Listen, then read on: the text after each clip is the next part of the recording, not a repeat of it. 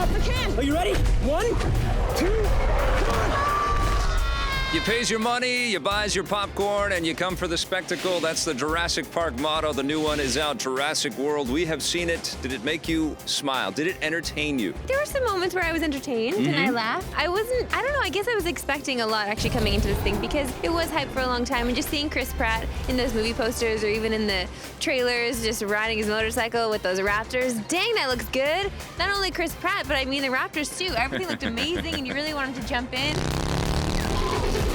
When you jump into this movie, you don't see a lot of Chris Pratt at first. So you kind of just feel like, okay, well maybe he's not like the indie of the movie. Weren't you? You were like, well, okay. I love him. I really do love Pratt? him. You know, I respect the crap out of this guy. Yes. He's done so much, and I just love him in Parks and Rec, and I love the way his career has just completely taken off. Yep.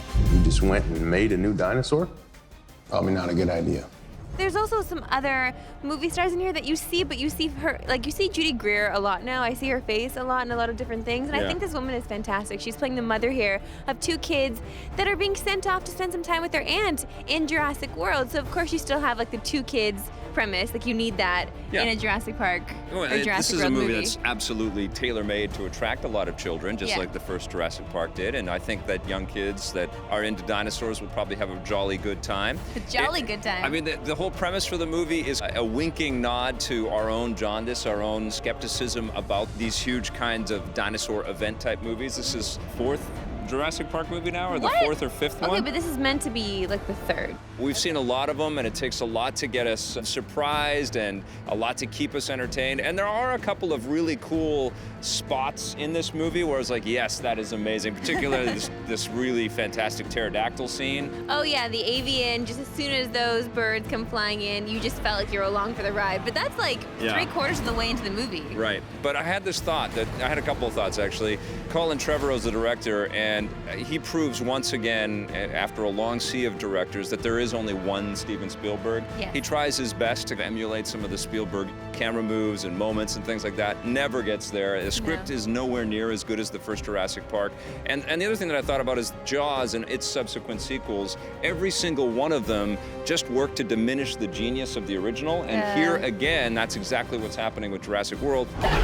I like that there's an appreciation that we are going to be skeptical, that we're going to be entertained by this, and it works really hard to do that. Yeah. I don't fault the actors. I think both Bryce Dallas Howard and Chris Pratt do admirable jobs with the roles that they have and the performances they give. But it's just a dud of a film. At the end of it, it just feels so superfluous, so unnecessary. It's not funny. There were a lot of moments that definitely felt unnecessary for sure, that could have just been taken out completely.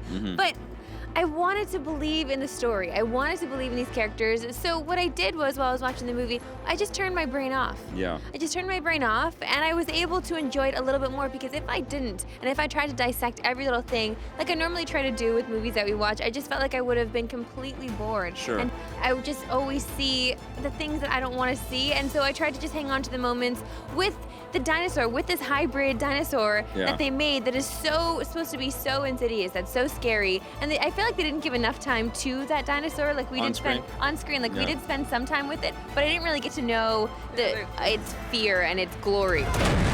They tried to Jaws-ify it and let us leave a lot to the imagination. Listen, they do sort of kludge together a new hyper-proto-dinosaur based on, some DNA and stuff like that. And that's kind of this movie as well. Right. It has great DNA. It's been kludged together. There are a few fun pop moments. It definitely uses the 3D. But I just felt like, I didn't really need to see this movie. Oh, but man, you did lean over a couple times like, wow, that was so Indiana Jones. Yeah. When Chris Pratt. That is definitely what I will say, is that now after seeing Pratt in this, I'm okay with him being our new Indy, if that's the direction that Hollywood decides to go. You ever wonder why there was a job opening? He's Indian. I feel like this movie's completely setting him up to be Indy. And I felt like as I was watching him act this out, I felt like maybe he was a little disappointed in the movie as well. Like he saw it being not as great as maybe he thought it would be. Yeah. And I don't know, maybe I just feel like I'm connected to him in some way. Chris, I think we you're, should be you're Facebook writing friends. your fan fiction. What are you going to give Jurassic World? Jurassic World gets a 6. Yeah, it gets a 6 for me too. EP's movie coverage is brought to you by Nintendo. Check out Xenoblade Chronicles 3D for the new 3DS.